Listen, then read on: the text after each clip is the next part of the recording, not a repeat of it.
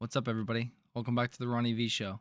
Today, we're going to be talking about Nike after the recent earnings, and we're going to be talking about whether or not you should be investing in them or not. So let's get into it. So first up, we're going to be talking about Nike, who they are, just a brief summary. Everybody knows who Nike is. They have a world moat. Then we're going to get into my high five snapshot. I'll tell you exactly what you should be paying for this company, where we should be buying. And then we're going to look a little bit at the technical analysis. We're going to be looking at the charts, and we're going to be looking at when and where we should be exactly buying it and for how much. So with all that being said, let's get right into it. We all know Nike. We all know they are a shoe and apparel company. They have massive partnerships with Caitlin Clark and all these other major, massive athletes across the world, right? So we already know that the mode is there. We already know that the brand is there. But the thing is, this is definitely 1000% a turnaround story on Nike. They've had some issues. Honestly, they brought in this new CEO, and he just did not do well at all. He cut off so many great partnerships with Foot Locker and so many other smaller stores, cutting off those partnerships and really trying to go full on e-commerce mode onto their own website and app, and it failed miserably. So now they brought in a guy who's been part of the company for over 40 years, got passed up on being a CEO, and they brought him back now to run this company how it's supposed to be run. And essentially, we're really looking at this giant turnaround story, but I don't think right now is the time to buy. And I'll get into that more a little later when we get into my high five snapshot.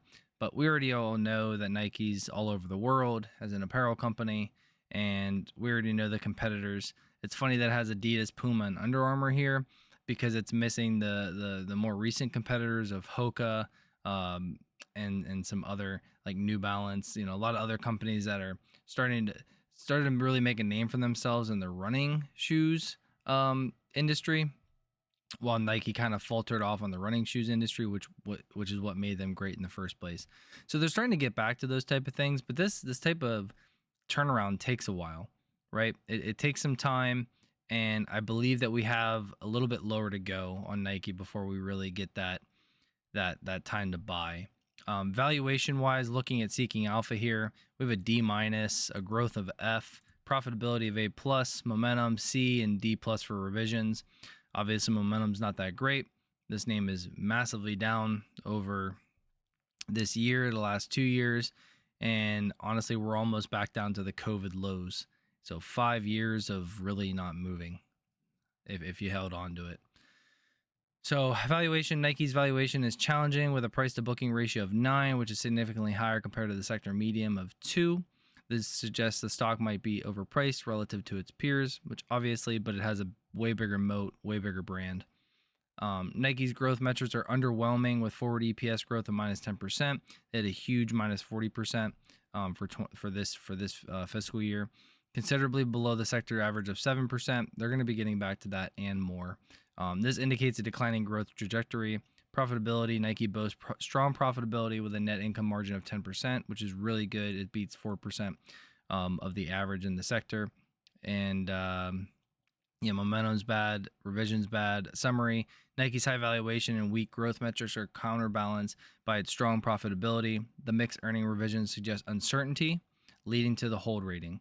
I actually also have a hold rating as Seeking Alpha if we get into my high five snapshot here. And if you like these type of videos, I'm going to be trying to do these quicker type videos, just going over these singular companies, giving you a sell, hold, or buy rating, going over my high five snapshot, going over the community, and going over some quick overarching monthly charts, just to kind of give you a 1, 2, 3 boom, bang, bam metric to look at these companies and for you to decide whether or not you want to do more due diligence into them, potentially add them to your portfolio or not. So this is going to be the start of a series of doing these. And yeah, going to be posting multiple a week. That's the goal. Obviously it will ebb and flow, but that is the goal. So that way I can get you guys as much great content on fundamental companies as possible. So again, if you appreciate these and you're looking forward to that type of content, please like, follow, subscribe below, and let's get into this high five snapshot. So if you're new here, the high five snapshot is something that I personally created. I wanted a quick little tool to help me know whether or not to buy, sell, or hold a company.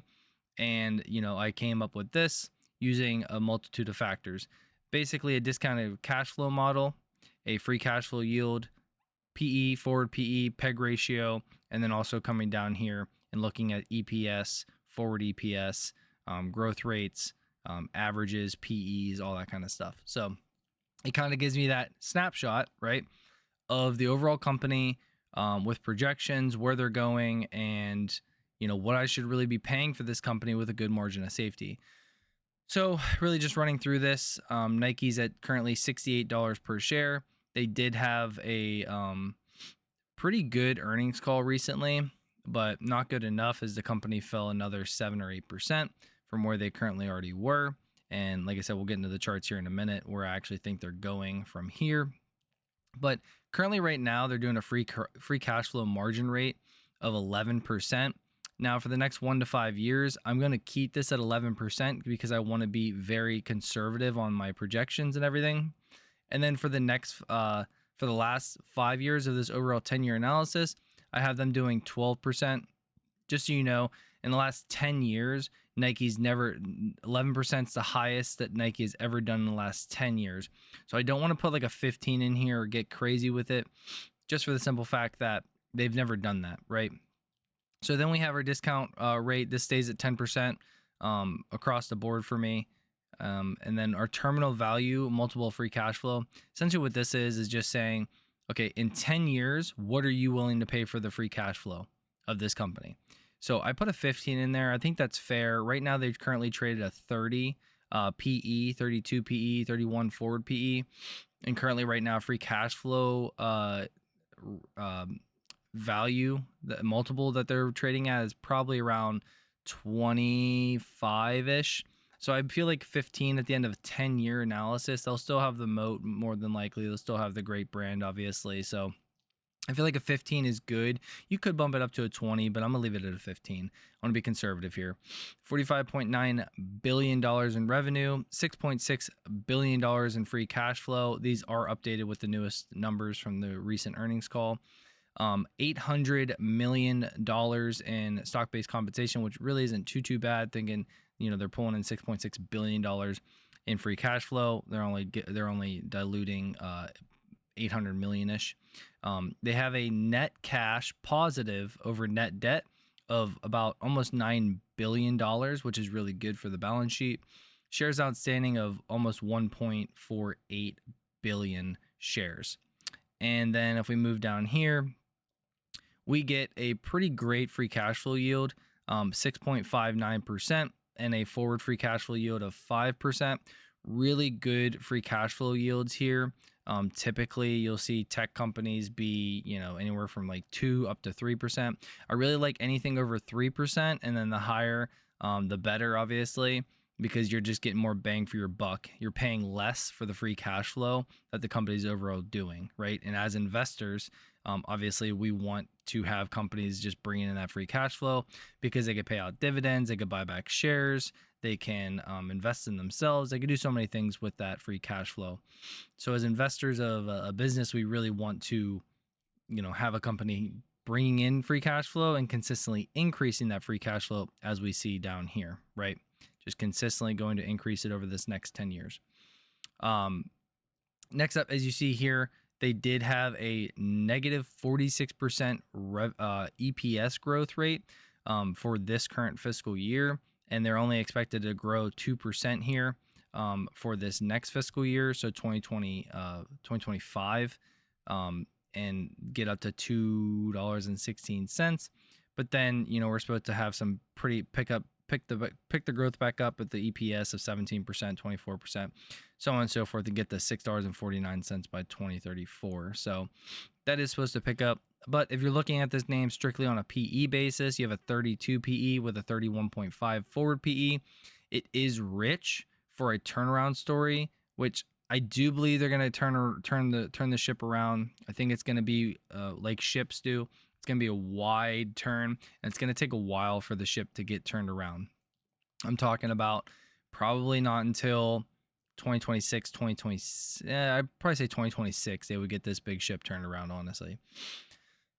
And then our PEG ratio is negative just because we had a negative, 11%, or sorry, negative 46% free cash flow rate. So it's not looking good there. But, next year, once we get a 2%, it'll look a little bit better. And then once we get a 17%, it'll drop back down closer to that 1. Obviously, we want less than 1, but that's not what we're getting here, just because, again, a turnaround story. So if we're looking at the free cash flow yield, it's a buy. If we're looking at the PE, I would say it's a meh. It's a meh buy. If you're buying it here at the 30 PE, when I think it's going to be a 15 PE at the end of 10 years, could be a 20. You're paying up, and if you're going to pay up for a company, I mean, I'd pay up for a good tech company that's going to grow like crazy instead of a company that's going to be growing 5, 6, 7% over the next 10 years. Let's get into our revenue. Our revenue currently, like I said, $45.92 billion, minus 11% year over year. 2025, they're supposed to increase that by 1%. And then analysts have them getting back on track of 6, 5, 7, 5, 6% over the next 10 years. Right. And with all of that and running it through our discounted cash flow model with these free cash flow margin rates for the first 5 years and the last 5 years, we're really looking at an intrinsic value here, a fair value that you should be paying for this company of $66 per share, which is actually a negative 2% margin of safety. So I want to be buying companies under 10% margin of safety or 20%. And then obviously the lower it goes, the more I'll be buying. Right. So basically how I teach in my community, in the investing community that we have, you see all the high five snapshots here. I consistently post those for everybody. We have our own high five, basically long-term portfolio that we do in the community with these companies. Nike's not part of that company as of right now, just because, it's not a strong buy when a lot of other things after this correction are a really strong buy. So it's not there yet, but we do all this in the community. If you're interested in joining the community, links in my bio, links in the description of this video. But back to this. So $66 is the fair value. I'd be looking at buying Nike here at a 20 to 30% current margin of safety. So taking it between 45 and 53, which I'm about to show you on the charts, which perfectly actually aligns with getting it a 20-30% margin of safety. I don't think you're going to get these 40% margin of safeties down to 70%, honestly, guys. But today, if you were to pay this price right now for Nike, you would be looking at a 4.8% annual compounding annual growth rate per year, which is not good at all. You are not going to beat the markets with that. If you throw in some rosier numbers in here, maybe throw in a 20 here, you can get up to a 6.4. But you see, we want to be conservative. We want to buy companies with conservative numbers, and we don't want to get too far ahead of ourselves. And we want to make sure we're paying the right price, or we're paying the right price based on conservative instead of getting way out there and paying way over asking price and essentially just getting beat up for the foreseeable future, right? So 4.8% CAGR is not good. You're getting an 8 to 10% annual return on your investment if you invest in the SPY, the VOO, right? Anything that mirrors the S&P 500. That is average 8 to 10% for forever, basically, right? Annually on average. So that's not a good deal. And then if we go down here to our EPS, you see the EPS is going to get back to steady growth here, get up to close to $7 per share. Revenue growth is going to continue to increase. But again, here's the thing. You're only locking in about an 8.6% return when I just told you get 8 to 10% with the S&P 500 and you get the top 500 companies in the whole United States. So not really a great deal here, but if we got down to this 20 to 30% margin of safety, then these are going to go up to 10, 11, 12, 13% returns, CAGRs, right? So you see, we're even pretty conservative down here, $2.12 growing to 2%. We punched in a lot of the analyst numbers here, and then we started at 30, then 25, 25, then continue to drop down this PE, because this PE in 10 years will probably be 15 to 20. So, getting to these EPS growth rates, we see that we start to get green here even with these lower PEs, which is good, which is what we want to see. And again, if we grew more on these EPS growth rates and then maybe stuck a 20 PE for longer, we're gonna have better returns here. We're gonna get up to a 10% CAGR. So that's the high five snapshot on Nike. Overall, it's a hold. And really the only thing screaming a buy here for me is the free cash flow yield. But I would like to see this PE drop a little bit, so PE start coming up and us get a better, a lower PE to buy this in at, maybe around 25. Keep this free cash flow yield the same, and let's get down to a 20 to 30% margin of safety. And then I think this would be a really good buy. And I want to beat the market. When I'm investing in individual stocks, I want to beat the market, obviously. So finally, guys, we'll get into the chart here. So here's the chart on Nike. It's, went from 2015 back here all the way up to a grand total of 171. So we went from about 45 to 171 in the peak of November 2021. We had a major drop off a cliff during the 2022 bear market, and the 2022 bear market had a good snapback, but then could just continue to fall. So you see from 2017 to 2021, we were in a nice uptrend, right? And then once we hit that top in 2021 in November, we've been in a clear downtrend, everybody. Been in a clear downtrend consistently for the past, since 2021, so the past 4 or 5 years. Now we've been in a consistent downtrend. And you see the high five indicator here on the monthly made a bearish cross, and then we stayed beneath this whole time. We had a couple pokes over, but nevertheless, we never got the green high five indicator. So we never, had a signal to get in this name.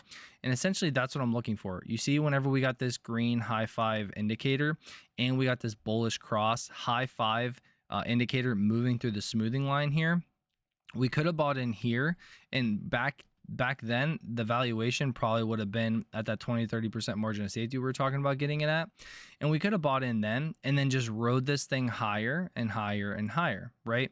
As long as we didn't break out of this Williams consolidation box, as long as we didn't cross down through the smoothing line, we would have been good, and we could have rode this thing from 45 all the way up to 170 for some massive gains, right? And that is what I'm looking to do on this name now. We have a great opportunity that it has just been a consistent downtrend, and I don't want to buy at -3% margin of safety. I want to buy down here at 45 to 60 margin of safety. But not only do I want to buy down there at 45 to 60, I want to see it come down.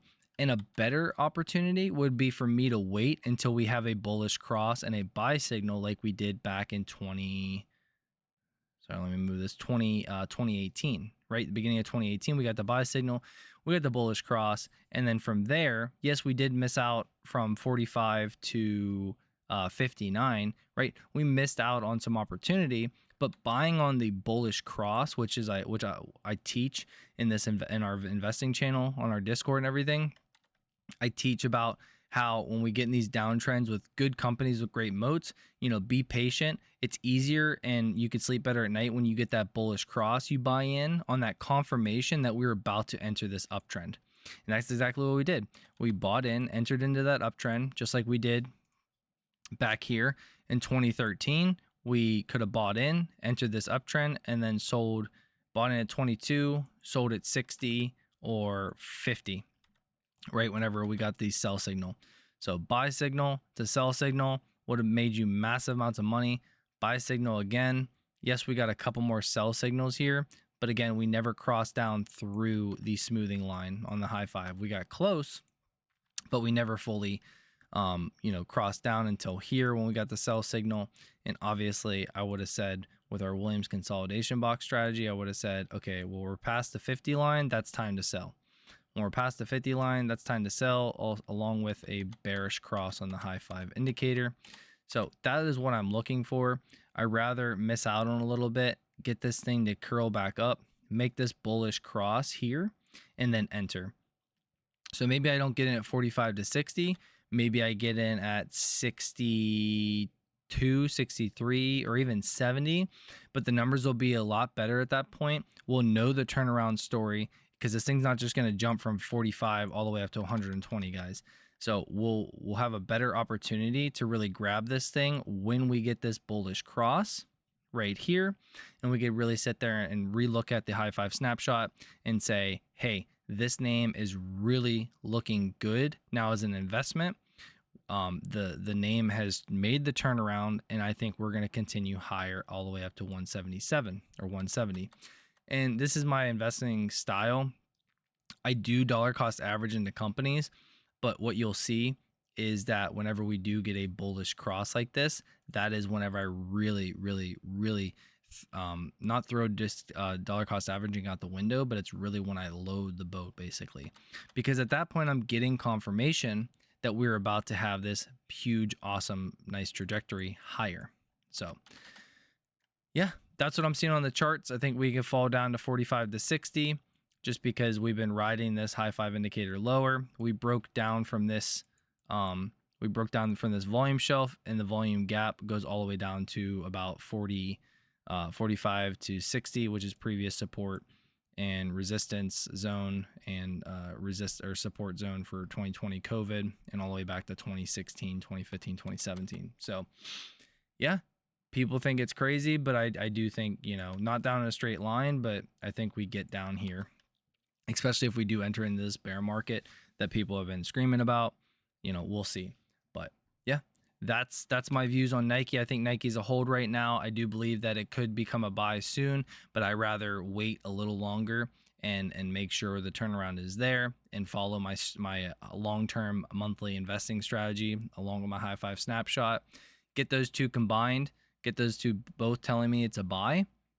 I'll buy all day, and I'll buy heavy, and I will reap the rewards more times than I don't.